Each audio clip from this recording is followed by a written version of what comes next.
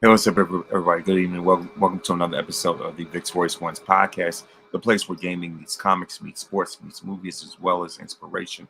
Of course, I'm your host, King Von Jr. You can follow me on social media on Twitter, or now X, at 301 King Von Jr. You can follow the show's Twitter page at Victory Pod 1.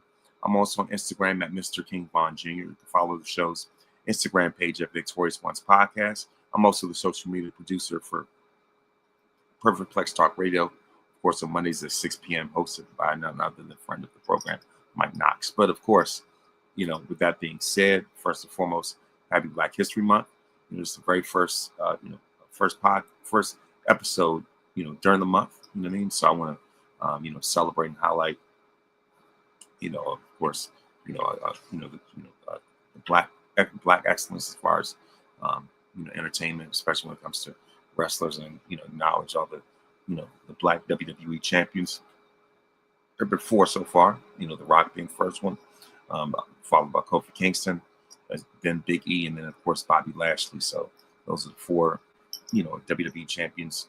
I'm talking about the as far as the WWF Vince McMahon title. There have been four who have held who have held that title, and I want to salute those. Of course, even with those who won the other world titles, like Ron Simmons, Mark Henry, and Booker T. You know what I mean? So of course, I want to acknowledge them. Acknowledge the women's WWE champions from Bianca Belair. You know, Jay Cargill, Naomi, Jacqueline. So on and so forth. Jazz as well. So they're definitely quite a lot of history makers. You know what I mean? So as far as that's concerned, so this is my time to to recognize and acknowledge them for for what they've done and what they still continue to do. And what I mean. So and the thing about it is that and of course, even with all the progress that we made, there's still way more to go. There's far more far more ground to cover, if you will. And so and of course and of course, especially with this this episode is mainly going to focus on focus on focus on this year's Royal Rumble. And so of course I yeah but yeah like I said, pretty much mainly going to focus on the Royal Rumble. And so let me make sure that I'm live. Yeah. All right. Yeah. Like I said, I made sure I was live. But yeah, like I said, I want to focus on the Royal Rumble, and especially when it came to this episode of Monday Night Raw. Uh, I mean, it's definitely one of the best ones in quite a while, especially when it came to the pipe bomb versus nuke missile between Roman Reigns and CM Punk. I'm gonna get into that in a minute. But also I want to, of course, also want to highlight, highlight this past weekend's Grammy Night. Congratulations to all the winners, but especially Kendrick Lamar and SZA. And so Kendrick made history as as the most awarded hip hop artist in Grammy history. He's broken Jay-Z's record. So Jay had 25, like 25 Grammys, and so now Kendrick, has 27. And congratulations to SZA. So now she's a 7-time Grammy winner. You know what I mean? And of course, the record of the year was the collaboration Luther on Kendrick's GNX album as a homage and a love letter and tribute to the career of Luther Vandross. And so I was like, it definitely deserved it, and I have it playing in heavy rotation on iTunes and Spotify. So yeah, like I said, it's been amazing. Kendrick is a bona fide legend. SZA might as well say is a legend in her own right, or at least if not one in the making already. You know what I mean? So so they're both very much an elite company. And so for the second straight year, it's not too much from the Grammys that I really have much to complain about. I say that they've been pretty spot on. In many of the award winners. Bad Bunny walked away with the Grammy as well. Billie Eilish, and I appreciate the stands that many of the winners took as it pertains to the stand against ICE. You know what I mean? So F ICE, everybody who love them. But yeah, so so as far as that's concerned, like I said, that was excellent. But the night before that, you know, and also side note, I noticed that the NBA's been having quite a few trades lately, and so Anthony Davis is going to join is going to go to the Washington Wizards in his trade from the Dallas Mavericks. James Harden surprisingly is going to the Cavaliers, and so yeah, AD is coming to DC. I guess we're going to see more street clothes in DC. You know what I mean, and see how much he can contribute. Um, but yeah, James Harden, getting another trade, and so Chris Paul's apparently getting traded to the Raptors, whatever. And but the thing is, James Harden gets shipped to another team, and clearly it shows that that criticism that with Sloan that one commentator, that Rockets commentator, made about him. Clearly that that soundbite, that clip has aged to perfection. Because James Harden, constantly burning bridges. Um, I know Cardi B just had an album called "Am I the Problem?" And so James Harden, the answer to that question for you is yes. You're the common denominator, and that's all that I say about that. And so, another journeyman James, right? You know what I mean? And so Giannis' name has been, swirling around with trades as well. Um, and so only time will tell who the Greek Freak is going to land. That's the one I have my eyes on the most. But yeah, like I said, that's NBA news right now, and so of course we're gonna dive deeper when it comes to wrestling. And so, as I said before, this year's Royal Rumble took place, as a matter of fact, at 2 o'clock on Saturday, this past Saturday, 2 o'clock in the afternoon. And of course, shout out to to a friend of the program, Greg Miller. Of course, founders of the DMV Wrestling fan group on Facebook. And so thank you very much to him for hosting the Royal Rumble watch party, and had a lot of fun. Definitely enjoyed it.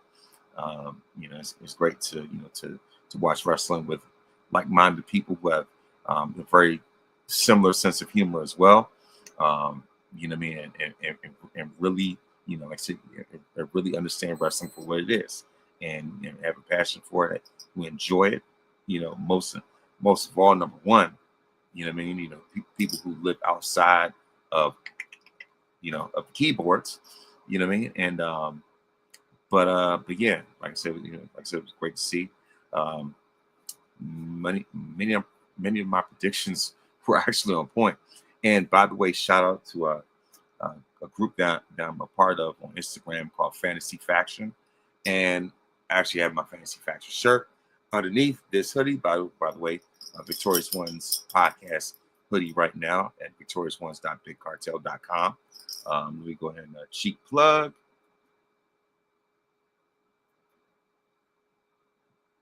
Right there.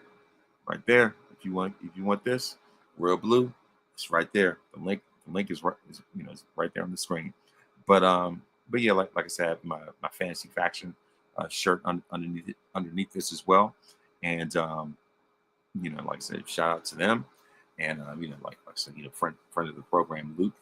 And what I mean, and I'm Fantasy Faction champion. Let me get this belt actually. I'll be right back.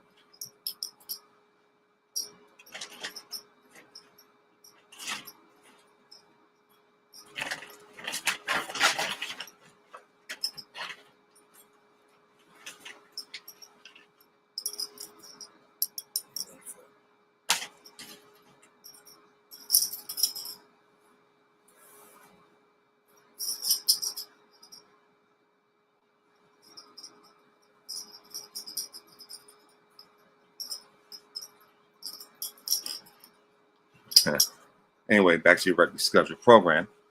Of course, once again, I'm the Fantasy Faction champion on Instagram. And especially when it comes to the Royal Rumble. So I have been Fantasy fantasy champion, for 2 years straight during the Royal Rumble season. Last year, when Charlotte and Jay won the Rumble, yeah, and this year, Liv Morgan and Roman Reigns won their respective Rumbles. And then the funny thing is, they're all on my fantasy team. So fantasy faction is fantasy wrestling, much like fantasy football, and yeah. So I guess you could say that when it comes to the Rumble, I am the tribal chief of fantasy wrestling, especially during Royal Rumble season. And so proud to say that, acknowledge your tribal chief right here.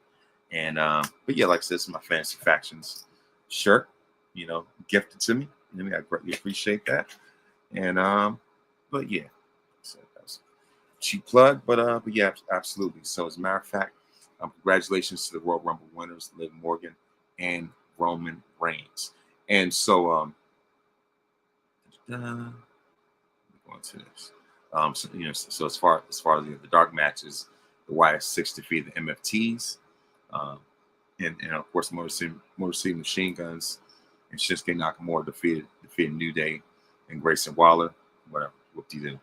But yeah, like I said, this was the first time the Royal Rumble has taken place in Riyadh, Saudi Arabia, and that is the number one reason why the Rumble was so early.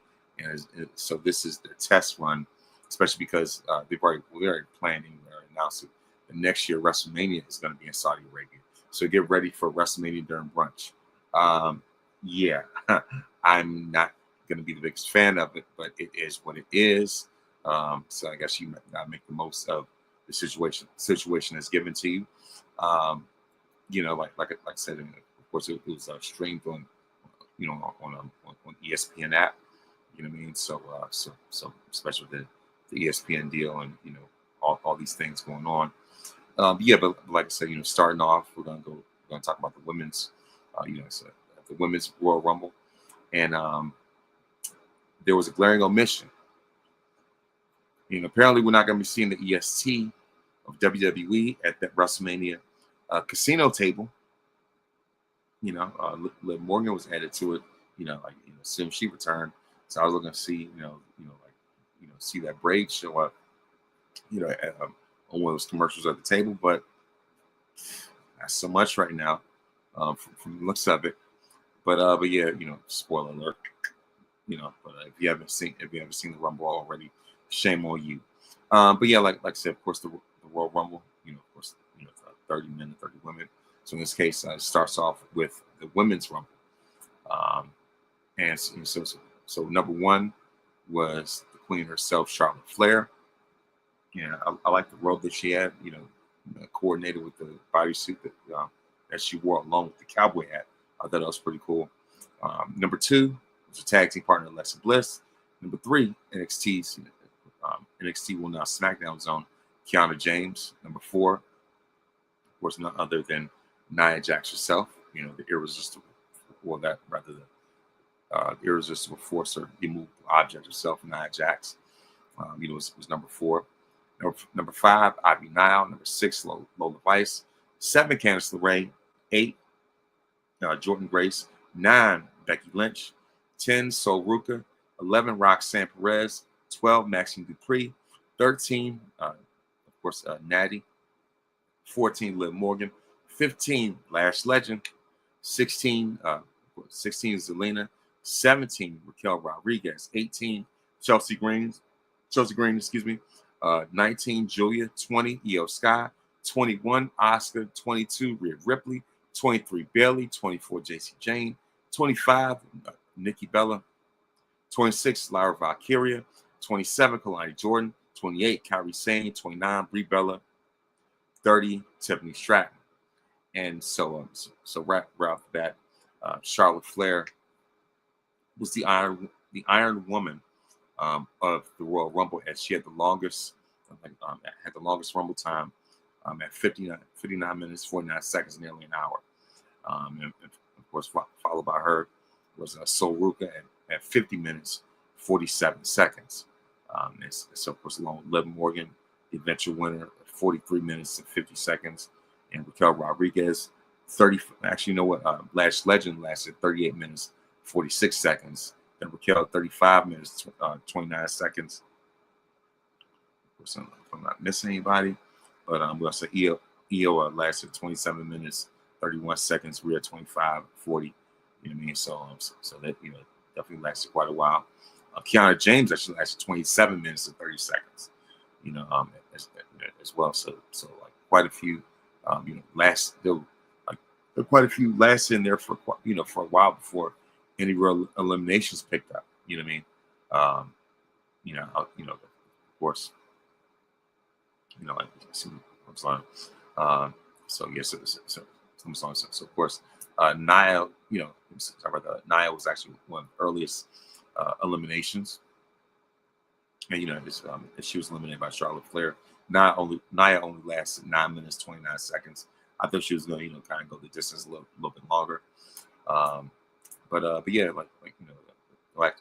actually, outside of that, first off, Alexa Bliss was eliminated by Charlotte Flair, her own teammate. Both Alexa and Nia were eliminated by Charlotte. So there you go right there. And so like I said, it'd been a minute since before they started having more frequent eliminations, if you will. So like I said, Alexa Bliss and Nia were both eliminated by Charlotte. Kiana James was eventually eliminated by Raquel Rodriguez. And so as far as that, Ivy Nile was eliminated by Jordan Grace. Both her and Lola Vice were eliminated by Jordan. Actually, Jordan had three eliminations. It was like I said, Ivy Nile, Lola Vice, and Candice LeRae. So Jordan Grace was eventually eliminated by Lash Legend, and of course the Bougie Bully herself. Lash had, went on to have 5 eliminations. That's a record for the women's Royal Rumble. So she went on to have 5 eliminations the entire time. So clearly, the future's looking very bright, and of course the likes of Lash Legend, Kiana James, Sol Ruka, each were had great critical reviews coming out of this match. And so like I said, of course, Jordan Grace, eliminated 3 straight, Ivy, Lola, and Candice before eventually getting eliminated by Lash herself. Becky surprisingly was eliminated by Natty. I wasn't with that. Sol Ruka,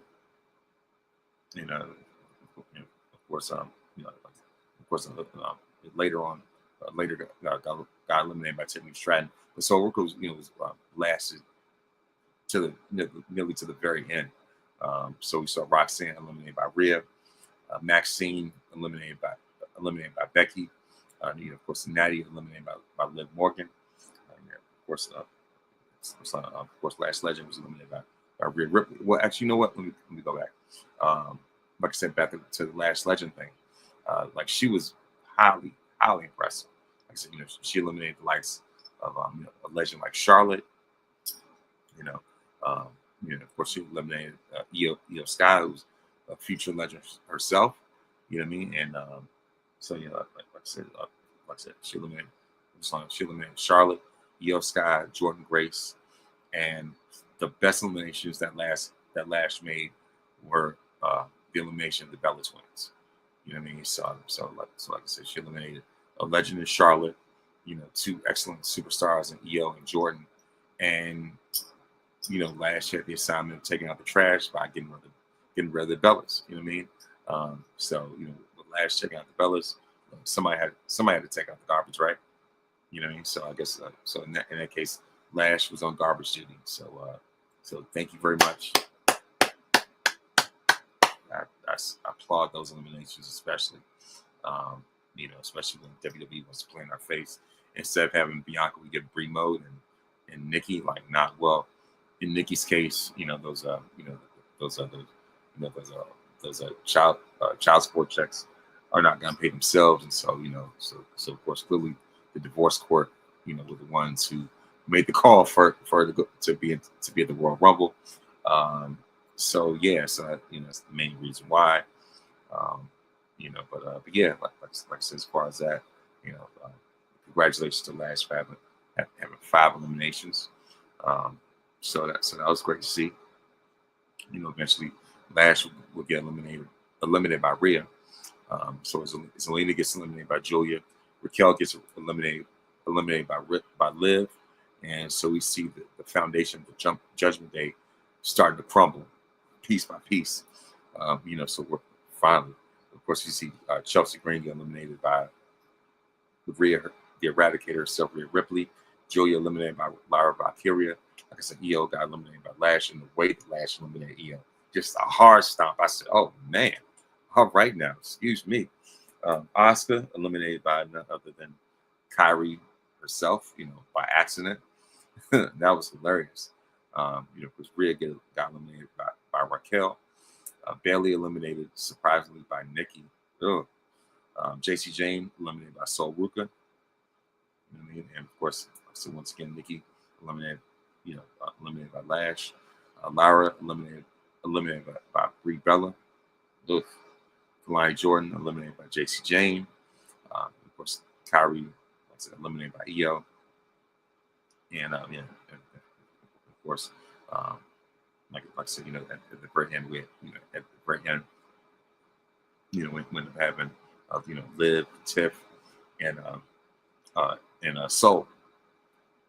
And so last but not least, Tiffany gets eliminated by Liv, and Liv had 3 eliminations, and she is the winner of the Women's Royal Rumble, and Liv is WrestleMania bound. Congratulations to her. So as far and a lot, and those a lot of talk where I was, and of course I'm sure a lot of people noticed that there are a lot of empty seats in the bleachers when the women had their match. There's a lot of speculation about that, especially when you consider, how women are treated in their culture. So I'm pretty sure that there are a lot of people that that didn't want to go there because the women were there. I wouldn't be surprised if that was the case. So like I said, of course, Liv goes on to win. You know what I mean? And then after that, we have Gunther versus AJ Styles, career-threatening match. And so I know this was a bitter pill for a lot of people to swallow. You know what I mean? And the thing is, I got the clue that AJ was on his way out. Especially since him and CM Punk got that match out the way. And and I was like, what? That's the red flag right there. And so of course we see Gunther versus AJ Styles, and AJ's fighting as hard as he can, but the ring general, the career killer, he said, not today, not today. And AJ had a serious gash on his arm too, and so oh shoot, yeah, and it's just like you couldn't believe it. This is the end of the road for AJ Styles, and so Gunther, much like he did with Goldberg and Cena, locks in the sleeper, the rear naked chokehold, and and AJ just gives up. Instead of doing like Cena and tapping, AJ just lets the arm fall, and the ref just calls for the bell to ring, and AJ was out like a light, and the winner is Gunther. And on Monday, Gunther was trolling, and he revels in ending careers. He thrives off of ending careers. And AJ Styles no different. I figured that 2026 was going to be AJ's last year, but to only get a month left, like, come on, dude, like, really? It's like, man, I guess they really don't want none anymore. And AJ's career comes full circle. His WWE career comes full circle. Excuse me. AJ's WWE career comes full circle. He made his debut with the Royal Rumble, and he ends with the Royal Rumble. 10 years to be exact. So I guess it's a great storybook, if you will. So so during his WWE career, AJ built a Hall of Fame WWE career just like he did with his TNA career. So a legend in 2 leagues, like a Julius Erving. You know what I mean? And you can almost compare him to, if I had to use a baseball analogy, I almost want to compare him to Reggie Jackson, in the sense that TNA is Oakland A's phase.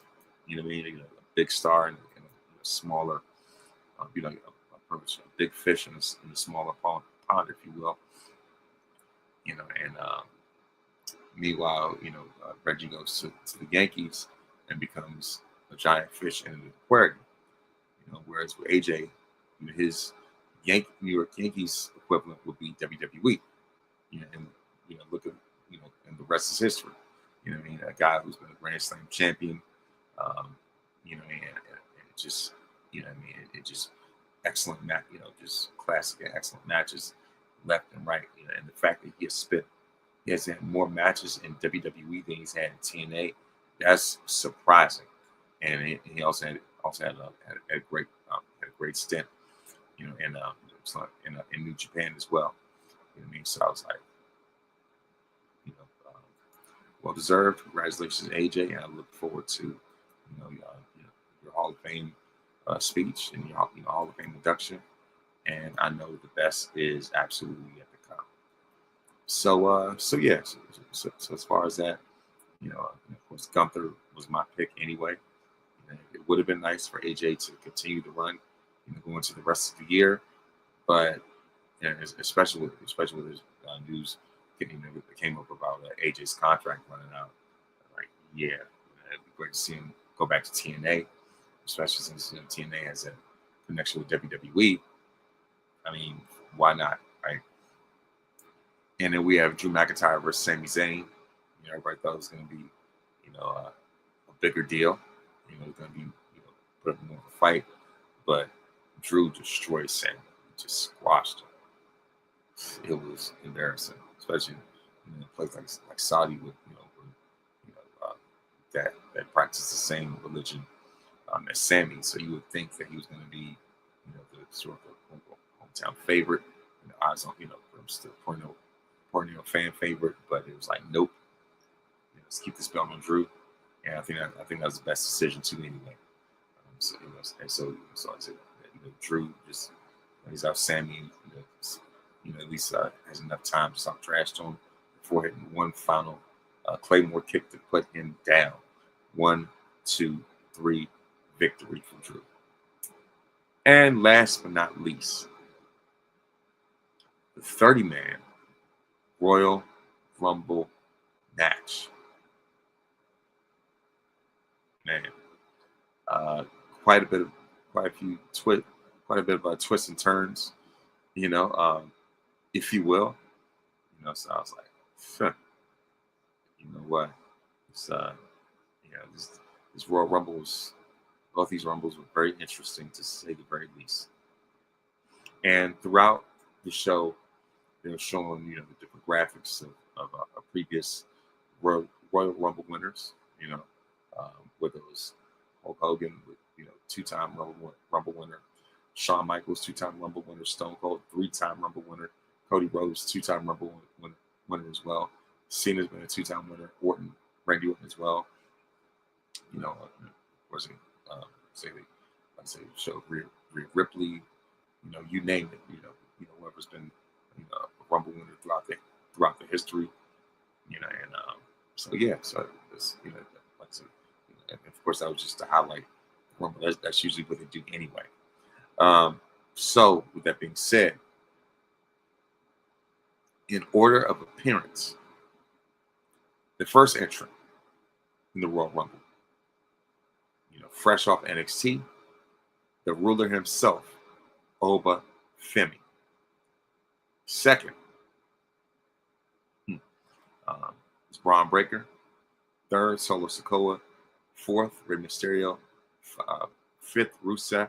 Number 5, Rusev. Number 6, Matt Cardona. LA Knight before LA Knight, if you will. Just better though. But like I said, number 6, Matt Cardona, formerly known as Zack Ryder. Number 7, Damian Priest. Number 8, Javon Evans, the young OG. Number 9, Mr. Iguana. That was hilarious. Number 10, Whoop That Trick Williams. Number 11, the American Nightmare, Cody Rhodes. 12, El Grande Americano. 13, the original El Grande Americano, aka Luke Kaiser and Jack Gable. Spoiler alert. Number 14, Royce Keys, formerly known as Powerhouse Hobbs. It's funny how they clean that up clean the graphic up though. But yeah, like I said, number 14, Royce Keys. Number 15, Austin Theory. 16, Bronson Reed. 17, Ilya Dragunov. 18, Parker. 19, Dragon Lee. 20, Logan Paul. Lasted way too long, by the way. 20, Logan Paul. 21, LA Knight. 22, Brock Lesnar. 23, The Miz. 24, Ray Phoenix. 25, Jey Uso. 26, the Tribal Chief Roman Reigns. 27, Jacob Fatu. 28, Penta. 29, Randall Keith Orton. Number 30, the Ring General Gunther. And for Braun Breaker, let's just say it was grand opening, grand closing because of, Mr. Shadow, Mr. Black Hood, the mysterious guy, attacks Braun, and of course, just throws it back in there, only for Oba to eliminate, and Oba was definitely, from just cleaning house, he came up with 5 eliminations. I was looking for him to get even more, but whatever. I digress. Like I said, Braun Breaker, Solo Sikoa, Rey Mysterio, and Rusev, and Matt Cardona were all eliminated by Oba Femi. I was like, oh shoot, yeah, this was, Oba was definitely cleaning the house, and he did not come to play at all. This dude lasted 39 minutes and 4 seconds. I thought he would have lasted longer. Surprisingly, surprisingly, the Iron Man in this match, at least by an extra minute, was Javon Evans. But yeah, like I said, Oba had 5 eliminations. I thought he was going to go the Kane route and Roman route, and had double-digit eliminations. And of course, who else is up? Let me slow down real quick. But thankfully, we did have the showdown, the stare down between Oba Femi and Brock Lesnar. That was the must see. That's what I was looking forward to the most. I was actually predicting that Oba would eliminate Brock, but they did the opposite. Apparently somebody heard me in the writing room and was like, "Nah, let's go and troll and do the opposite and have Brock eliminate Oba." So yeah, that was nasty work right there. But yeah, like I said, of course, like I said, we had Mr. Iguana get eliminated by Trick Williams. So Trick ended up getting eliminated by Cody. Of course, Cody got eliminated by Drew, who wasn't even involved. Damian Priest got eliminated by Royce Keys. I think that was great. And of course, they ran it back this time by having Randy Orton eliminate Javon Evans. It's very fitting, if you will, especially with the NXT match they had, and apparently they cleaned up that previous RKO spot from their NXT match. So I like that they did that. It's like I said, Cody was eliminated by Drew. Surprisingly, El Grande Americana was eliminated by the OG El Grande Americana. Of course, the original El Grande was eliminated by Trick Royce Keys was eliminated by Bronson Reed, Austin Theory, and Bronson Reed. Austin Theory and Bronson Reed were both eliminated by LA Knight. Ilya Dragunov was eliminated by Brock Lesnar. Parker eliminated by Austin Theory. Dragon Lee was eliminated by Bronson Reed as well. Logan Paul eliminated by Roman Reigns. LA Knight eliminated by Cody. Brock Lesnar was eliminated by both Cody and LA Knight. The Miz, of course, eliminated by Roman. Ray Phoenix eliminated by Brock as well. And the funniest elimination was of course Roman eliminating Jay. I like how Roman told him to run it back, and so Jay fell for it. Did the "it's we lose day one," and then Roman just, I was like, man, sent with the uppercut, like sat him back down. You know what I mean? I thought it was hilarious, but yeah, but of course, but yeah, like I said, I'm just on a recap. Like I said, Jacob Fatu eliminated by Roman, and as soon as I heard Jacob's music, all I could think about was the 2K25 showcase, the Bloodline showcase. That's all I could think about. So Penta was eliminated by the Ring General Gunther. Of course, Randall of course, Randy Orton was eliminated by Gunther as well. Last but not least, Roman eliminates Gunther, and Roman is, of course, Roman had 5 eliminations himself. And so the winner of the Royal Rumble for the second time, the tribal chief Roman Reigns. And going into the Rumble, Roman was already criticizing the company, saying, that they haven't built up enough young stars, and he was right about that. And for Roman to go on Pat McAfee's podcast and read the company for filth in terms of their lack of development speaks volumes. And also going into the Rumble, they were showing the advertisement for Roman. I noticed they specifically did one for Roman. Exclusively did a Royal Rumble video package, or like a preview package for Roman on Monday. So really, when you think about it, or even the week before as well, so when you think about the company, already gave a spoiler as far as Roman, being the eventual winner. So they were literally giving you a spoiler on, on Raw. And they say, Roman and Rhea. I was like, yeah, they give them away already. That Roman was going to eventually be the winner, And so, considering the field that we have right now, I'm not mad at it. I'm really not, losing sleep, about Roman, winning the Rumble. As a matter of fact, that was my pick anyway. So, but the thing is, I was off when it came to, Oba eliminating Brock. Really, that didn't happen. But I'm still glad that Roman won the tribal chief.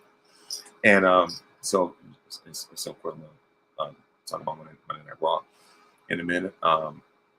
And so on Raw, we could see, like sort of the sneak preview of the Judgment Day, starting to see some of the kinks in the armor, chinks in the armor, whatever you want to call it, and so it seems to be dents in the armor. They're starting to see, a few dents, holes in the armor, if you will. So, especially when Liv, especially when Raquel asked Liv, why did she eliminate her? It's really just every woman for themselves. And so we started. I think the Royal Rumble started to sow seeds of division and breakups. Especially when I think about Charlotte eliminating Alexa, and we saw that Liv eliminating Raquel, and so of course Raquel challenged Stephanie for the Women's World Championship. Street fight, especially since Raw took place in Philadelphia, hometown ECW, so of course they're going to get extreme. And of course Adam Pearce, rubbed it in Braun Breaker's face about his pissed poor performance in the Rumble, especially with him getting eliminated so fast. Braun Breaker getting eliminated that fast was now on my bingo card. So yeah, and of course Paul Heyman's motto all weekend was FA or FO, F around to find out. And he said that at the Rumble, and he said that straight to Pierce's face. So those are some of the highlights. And to recap, I'm not going to be before you very long.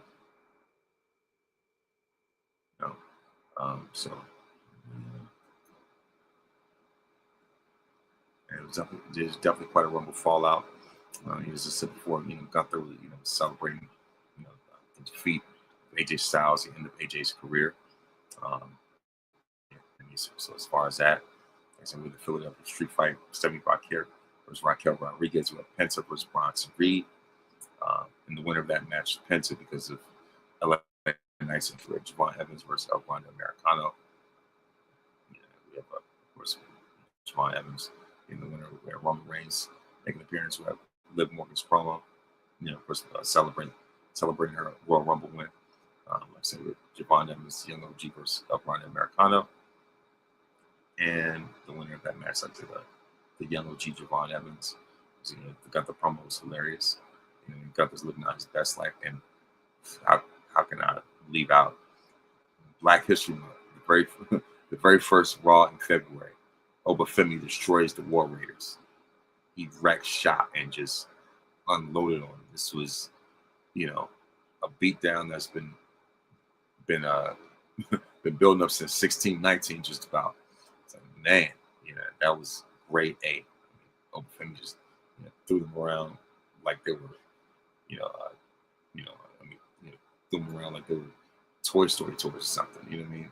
I mean, it was like rag dolls or whatever. Like, manhandled them, like, threw them around like they were kids or something.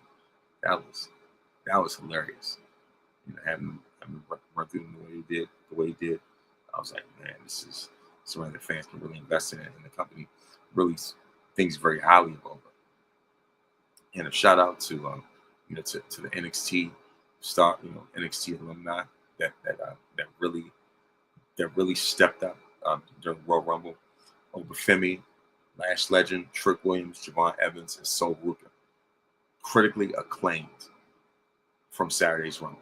It was amazing, incredible. And so of course, Obi capitalized on that with the way that he just demolished those dudes.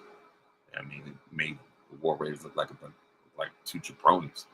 And of course, you saw the Bella Twins, whatever. Yeah, you know what? Okay, you know what? Enough of that. I had the TV on mute with that one. I'm just, nah, dude. Anyway, that segment could have been email. Bella's coming out, that could have been email. The promo was terrible. I mean, it's just like, what is it about the Bellas that people are fans of? I don't get it. Like I said, with Penta response to Reed, LA Knight, the so-called megastar making interference, whatever. And of course, Dirty Dom returned and Liv Morgan celebrate. Dirty Dom, the double champ, is back, and of course they're celebrated. And of course, Liv admitted that she's not sure who she would challenge in WrestleMania 42, but she's going to SmackDown Friday night to scope out her options. And I don't think she went the problem through Jade. So it looks like it's eventually going to be Raquel. I mean, Stephanie, excuse me. But yeah, of course, from there, Liv claimed the WWE will be crowning a new Women's World Champion tonight. Introduced Raquel, and of course, that's when the street fight happened. And I was thinking that Raquel was going to do it. We're going to see Liv versus Raquel, possibly in Mania, but that wasn't the case. Even with Judgment Day's interference, La Primera still managed to come out on top and win.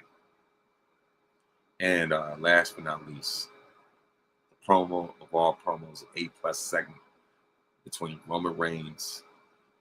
Of course, Roman addressed the Royal Rumble win and got a bit nostalgic, along the way. Paul Day won his first WWE Championship in Philadelphia. He lost the last one in the same place. And when he won his first Rumble, the fans, were not so complimentary. They booed him out the building, like he was a nobody. They weren't complimentary to him as they were, on Monday. From there, he turned his attention to WrestleMania, and the champion. They should challenge at the main event, while CM Punk was the crowd's choice. Eventually, was Roman's choice as well. And speaking of CM Punk, the aforementioned, Punk joins Roman in the ring. Of course, showing up to a huge pop. So of course, fan favorite. And so immediately, Punk goes to the camera, to break the fourth wall, and address Finn Balor's words earlier by way of a tape promo, and of course, Roman took exceptions to that. And so you can see the look on Roman's face. That was a meme by itself. Roman is famous for meme-worthy moments, meme-worthy segments. He's naturally hilarious. And so Reigns took exception. World champion claimed the tribal chief was a visit. And so this is where they really took shots at each other with an increasingly personal edge. And there is, personal history beef, if you will. Punk reminded Reigns that he once ruled over WWE champion for 434 days. Whoop-de-doo. With Paul Heyman by his side. And so, Punk claimed that he was giving Roman, giving him the blueprint. Why I do that, as far as like having him by his side and his wise man, all that stuff. And this is, when things started to take a turn. He says, just because you did it longer doesn't mean you did it better. And so that bar, definitely stuck. Definitely stuck. And so that was one of the main lines for this. And and of course, CM Punk, tried to take credit, for saying that, that he built the Shield and he, brought Roman in, introduced him to the WWE and all this other type of stuff. Kind of like what Seth was saying, pretty much saying that, if I made you, I can break you type of thing, whatever. But here's the thing about it, though. I didn't want to get too deep into this yet.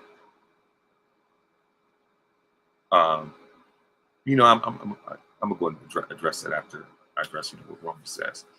So after that, Roman fired up, and this is Roman did not let up after this. That just set him off, after Punk said that. So Reigns got fired up, claiming he let Punk back in WWE. When Triple H came to him, called of course, referred to him as Paul. When you said Paul came to him, he wasn't talking about Paul Heyman, he was talking about Paul Levesque. He claimed that he let Punk back in WWE when Paul came to him. Trips came to him 2 years ago, and it still holds on to of course, Roman still holds on to the anger and frustration he felt, when the world champ made his life miserable, made his job harder a decade earlier during a podcast appearance. Was talking about Colt Cabana podcast. Where CM Punk, said the company was trying to make, wanted him to make Roman look strong and just really, just doing it in a way to embarrass him, to expose him, and and clearly that just damaged Roman's ego, and he still held on to that to this very day. No matter what kind of success he had afterwards, and all the stuff with the Tribal Chief, and over 1,000 days, 13, 16 days as champion, whatever. Even with that, all the main events, Roman still holds on to that, and he couldn't wait for that moment to unleash, and Roman, talked about how War Games, he shook Punk's hand like a man, and Punk said the zebras or some stupid stuff like that, and of course afterwards, as they were leaving, Punk, was standing behind and mocking him like he was some young boy and all this other type of stuff, and Roman goes on to say, I didn't pick you because because you're the hottest superstar. I didn't pick you because you're because you're on Netflix and this the top show to be on. He said, I picked you because I hate you. I said, oh shoot, man, this is that's really what Kendrick said to Aubrey on Euphoria. That's really what that is. That's Roman, pretty much said the same thing in so many words. And you could just feel that vitriol, and back to, and there's a lot of discourse, after Punk said what he said about, about Roman having the belt longer, but Punk, did it better. There's a lot of discourse about that, comparing the number of title defenses, Punk had like 149, whatever the case is. Roman had 55. All right, go figure, right? Whatever. But like I said, there's a lot of discourse, but come on now. 1,316 to 434. And the thing is,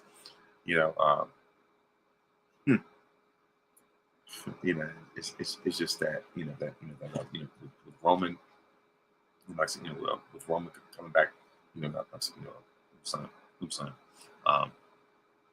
Roman coming back the way he did, and also especially with Roman's, saying that Punk took a 10-year vacation, while he was carrying the company on his back. I said, yeah, you know what, and the thing is, with Roman saying what he said, as I said, he's been waiting to unload that clip on Punk. You know what I mean? So I was like, it's just like, what, this is something that, that was just in the making, that was just boiling over, just festering, just waiting to happen.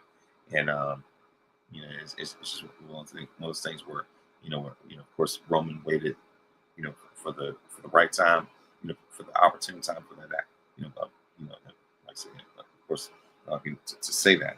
And so this was definitely built up because of the fact that, I don't want to be long-winded, but the thing is, you know, in Roman's standpoint, the thing is, I'm not going to judge anybody for the way they feel about something. You know, I like to forgive, for the sake of myself, so I don't get consumed by something.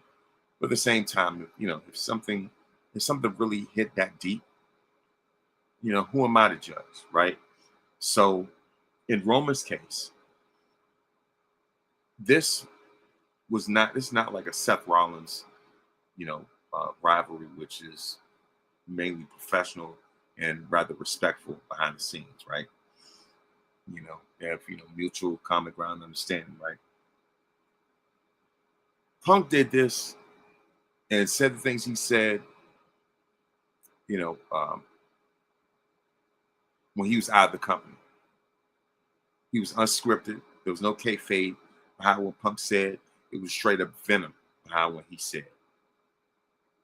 A lot of resentment, a lot of bitterness, a lot of anger, a lot of, just, like I said, just pent up frustration, sour grapes, because of, like I said, because he felt the company dealt him a bad hand, dealt him a bad hand, all this other type of stuff.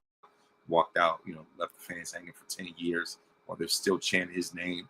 You know what I mean? So the thing is, if you're really a man of the people, that you wouldn't have left for so long the way that you did. You could question, um, Roman's part-time schedule, all this other type of stuff like that.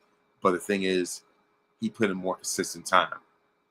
Even before reducing, even before reducing his schedule to part-time. He had been deep in the trenches for the longest time, and so this tribal chief thing, was the big payoff, right?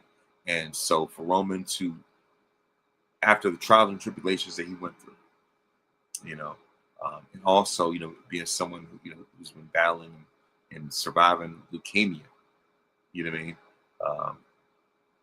to do the things that he's done, to carry that weight, the weight of the company, of the world on his shoulders, the way that he has, without any complaints, you know, without airing, a bunch of crazy grievances and stuff. You know what I mean? Without being, without crying behind the keyboard and, and venting on, on the BFF's podcast and all this other type of stuff like that. You know what I mean? Roman could have easily done any of those things, but, but the thing is, he's been a loyal company soldier, and he was clearly the right fit for the Shield, and so because of that, because Roman, fine-tuned his game, if you will, and and certainly got better on the mic, got better with his character and storylines and things like that, to eventually become, this bloodline, Samoan Godfather, all things like that, just for the fans to finally acknowledge him, right? And just had a career 180, one of the best 180s I've seen in a long, long time, right? And for him to have the run that he's had, for this to pay off the way that it did, I mean, part of it is the company, but also part of that is also him as well. They both go hand in hand, and it's paid off dividends. The numbers speak for themselves. The main events, WrestleMania main events, PLEs, all these merchandise sales, viewership skyrocketing. For John Cena to call you the GOAT says a whole lot, and his opinion carries a lot of weight. Whether you agree with it or not, Roman is much higher in that conversation than Punk is. And the thing is, even without having all these different title defenses, Roman's defenses still had meaning. Roman's storylines and like I said, his drawing power and all these other type of stuff. It was must-see TV. It was entertaining. Anytime the Bloodline was on Friday night, had to tune in to watch. Or even if I missed something, I catch up with it on the internet. I was glued, invested. I'm not the only one. Like I said, Roman's merch numbers, viewership numbers, all those things, WrestleMania main events, things like that speak for themselves. Better quality matches, if you will. I could just look at Roman's catalog, and for me, I would say it carries more weight than what Punk's catalog did. Even before Roman hit 1,000 days, even within the 500-day, range, if you will, I was still blown away, more impressed by Roman now than I ever was with Punk. I tell you one thing, Roman, was never a second fiddle to John Cena as a champion. Punk was a side character to Cena. Punk was a silver medal champion. And during Punk's reign, Cena went an entire calendar year. He went through that whole entire calendar year without the championship. 2012, Punk's best year. Meanwhile, Cena went throughout that whole year without a title, and he still headlined WrestleMania. He still had more main events than Punk.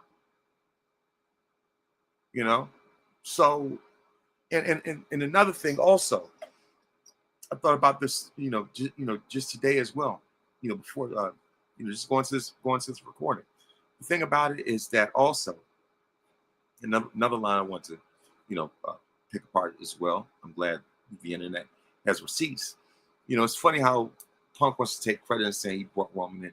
No, you didn't, because first off, especially in that podcast interview, that Roman referred to, when CM Punk was talking about, creating the Shield. Roman was not his choice. Originally, CM Punk wanted his ROH BFF Chris Hero to be in that spot.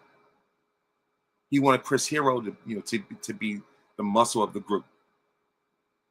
But WWE had other plans and said no. Vince, know how it was. Look, Chris Hero, push that to the side. So Roman said, that's it. It's best for business. And he was absolutely right. It paid off.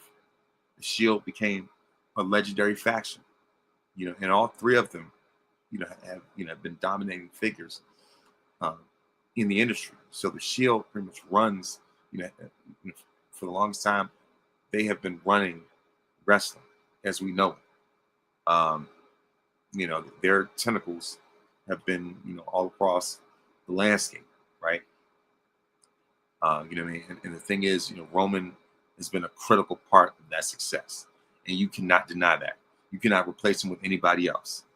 And the fact that, that the Shield had the success and Roman went on to have the success that he had, deep down, I firmly believe that bruised Punk's ego himself. He'll never admit it, but that has to be, there has to be a serious blow to Punk's ego to know that, to see that the company made a better executive decision than you did. You wanted Chris Hero, but the company wanted Roman, and the company was right the whole time with that decision, and it paid off in dividends for what we have now. So, Roman's success, if like I said, for Roman to succeed in spite of, like pretty much, despite, your criticism, despite, your trolling of him and all this other type of stuff, it's definitely got to be a bruise to Punk's ego, but he would never admit that. Punk caught an L by wanting Chris Hero, and then the company, of course, the company made a better long-term choice, and the better long-term choice with that, and it's got to eat away at him, right? And so, for people to try to criticize Roman and his feelings and things like that, first of all, if somebody went out their way to make a smear campaign about me on the podcast, just because they were venting about the previous company, and they use me as a punchline, you think I'm going to forget about that? And and the thing is, I would love to see Roman get his vengeance on CM Punk at WrestleMania. You know, because especially that would be the big payoff, especially with Roman having the dominant run that he's had, and to defeat the guy who, like I say, who made his job harder, who made him a punchline, internet punchline, a caricature. For you to stand up to that guy, and catch him off guard the way you did. I'm Team Roman on this one. And so I'm pretty sure this got to eat away at Punk to know that that the guy that that the company picked over his best friend, was the best choice. And carried the company the way that it did, the way that he did, and and it's become an all-time great, a legend in his own right. And not only that, but the same guy that you made fun of has eclipsed you multiple times over. I'm just saying, people say what they want to, but your opinion is not going to, not going to override what's already been cemented in history. So, acknowledge Tribal Chief, King Roman. So if anything, that's it as far as that's concerned. And so of course, before I go, I like to give birthday shout outs. Of course, on February 1st, Rick James, of course, would have turned 78. February 2nd, Sean Elliott, formerly from the San Antonio Spurs, turned 58. February 3rd, Vikings legend Fran Tarkenton turns 86. February 4th, NFL legend and the greatest giant of all time, greatest defender of all time, Lawrence Taylor, turns 67. February 5th, Penta turned 41. Roger Staubach turns 41. Roger Staubach turns 84. Hank Aaron would have turned 92. Bobby Brown turns 57. February 6th, Natalie Cole would have turned 76. Robert Townsend turns 69. Bob Marley would have turned 81. February 7th, Steve Nash turns 52. Chris Rock turns 61. And February 8th, Alonzo Mourning turns 56. And that's it for the birthdays. And before I go, I would like to give a word of wisdom, and is that people without Jesus are living in a burning house, but God has sent us to sound the alarm and do all we can to get them out. And that was from Pastor James Meeks, from this past Sunday. And always remember that you are victorious because greater is He that is in you than He that is in the world. When you put God in first place, you don't have to worry about being in last place. Of course, make sure to listen to this podcast on iTunes, Spotify, Google Podcasts, or anywhere else that you download podcasts. And of course, I'm also available on YouTube as well. YouTube.com/Von Virginia. Please make sure like and subscribe for more great content. Thank you very much for listening, and thank you very much for watching. And may this day be the very best day of your life.